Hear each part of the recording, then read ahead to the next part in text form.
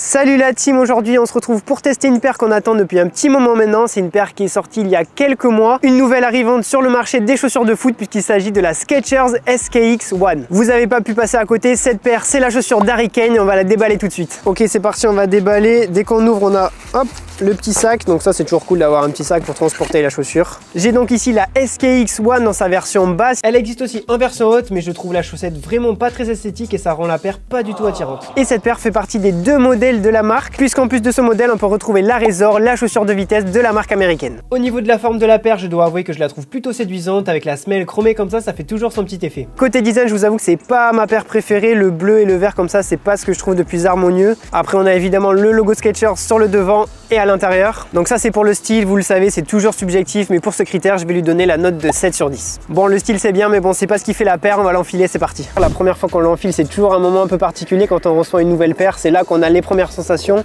et c'est là aussi qu'on sait à peu près si on va aimer la paire ou pas. Donc c'est parti, on va voir. Et bien écoutez, on est plutôt pas mal dedans. Le knit c'est pas le meilleur que j'ai vu sur le marché, faudra voir si ça fait bien le travail, mais il fit pas parfaitement sur le pied. Après niveau confort c'est vraiment pas mal, comme j'ai dit le revêtement est fin, il est souple aussi, je pense qu'il doit bien se faire au pied. Les lacets sont assez fins aussi, ça c'est plutôt cool. Au niveau des premières sensations c'est vraiment pas trop mal, j'ai un petit peu d'espace dans la chaussure, donc on va voir un petit peu ce que ça donne.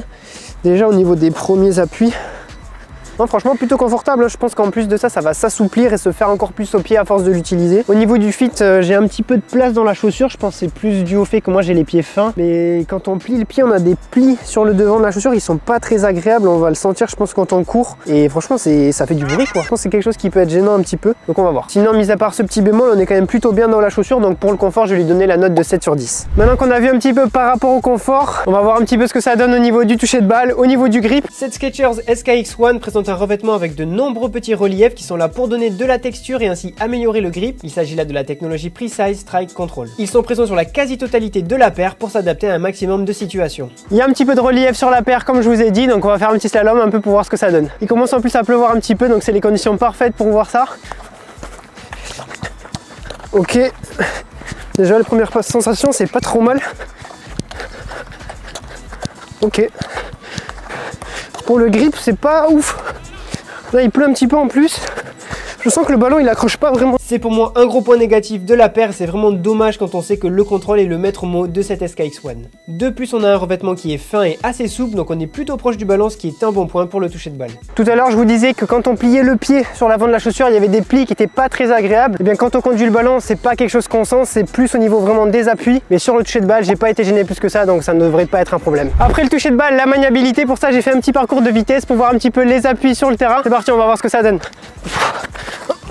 Hop là. Les appuis ça glisse un peu dedans, hop.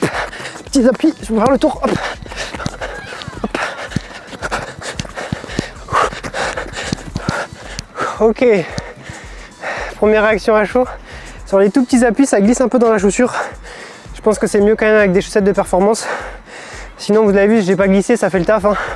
Sur les changements de direction brusques comme ça fait vraiment le taf. Au niveau du maintien du pied, ça bouge pas trop, juste ça glisse un petit peu au niveau de la semelle comme je vous ai dit. Sur les premiers appuis, c'est vraiment pas mal. On a une semelle bien travaillée qui est réduite à certains endroits pour enlever la matière superflue et alléger la paire au maximum.